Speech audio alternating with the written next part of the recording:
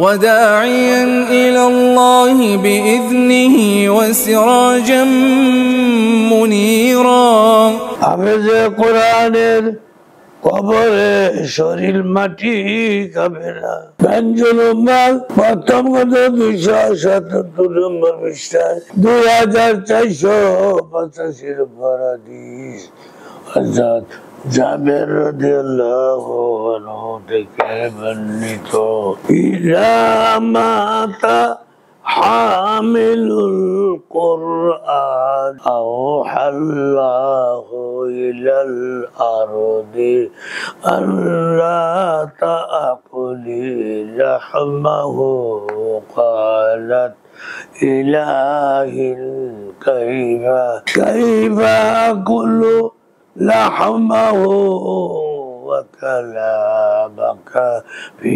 জাওফিহি রাসূল খোদা সাল্লাল্লাহু আলাইহি ওয়াসাল্লাম ইরশাদ করেছেন যখন হাফেজে কোরআনের ইন্তেকাল হয় দাফনের পর তখন আল্লাহ সুবহানাহু ওয়া তাআলা জমিনের প্রতি নির্দেশ দেন যে তুমি ও জমিন তুমি তার গোশত খাবে না। আল্লাহু আকবার। তখন মুমিন বলে তার শরীর আমি কিভাবে খেতে পারি, অথচ তার অন্তরে আপনার কালাম বিদ্যমান। হাফেজে কোরআনের উপর কোন ধরনের আযাব হবে না। তানজিল উম্মুল প্রথম গ্রন্থ 268 নম্বর পৃষ্ঠায় 2318 নম্বর হাদিস হযরত উকবা ইবনে আমির রাদিয়াল্লাহু থেকে বর্ণিত। তিনি বলেন লা ইউআযিবুল্লাহু আবদান আও আইল কুরআন। অর্থাৎ রাসূল খোদা সাল্লাল্লাহু আলাইহি ওয়াসাল্লাম ইরশাদ করেছেন আল্লাহ সুবহানাহু ওয়া তাআলা ওই বান্দাকে আযাব দিবেন না যে কোরআন হিফজ করেছে। আল্লাহ তানজিল উম্মাল প্রথম খণ্ড 269 নম্বর পৃষ্ঠায় 2406 নম্বর হাদিস আবু দারদা রাদিয়াল্লাহু আনহু থেকে বর্ণিত। তিনি বলেন মান ক্বারাআ মিআতাই আয়াতিন ফি কুল্লি ইয়াউমিন নাযারান শাফাআ ফি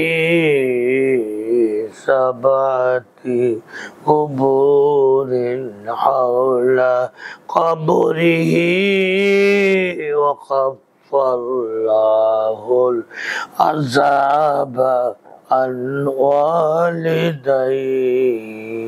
عن والديه وإن كان مشركين। অর্থাৎ রাসূল খোদা সাল্লাল্লাহু আলাইহি ওয়াসাল্লাম ইরশাদ করেছেন যে ব্যক্তি প্রতিদিন কোরআনের 10 আয়াত দেখে দেখে তেলাওয়াত করলো তার কবরের আশপাশে 7 কবরওয়ালা ব্যাপারে ওই ব্যক্তির সুপারিশ কবুল করা হবে।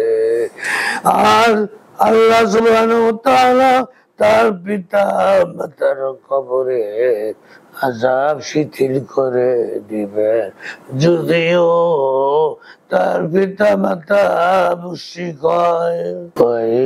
কানা মুশরিকিনা। আল্লাহু আকবার। এই হাদিস দ্বারা এটা স্পষ্ট যে কবরে দাফন হওয়ার অবস্থাতেও তাকে সুপারিশের অধিকার দেওয়া হবে।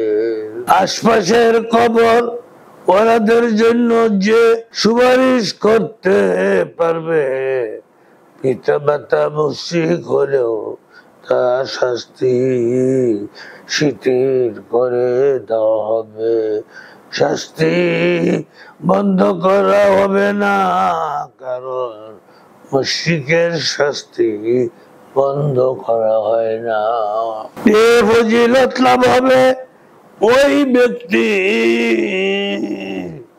যে প্রতিদিন 200 আয়াত তেলাওয়াত করে, হোক না সে দেখে দেখে তেলাওয়াত করি।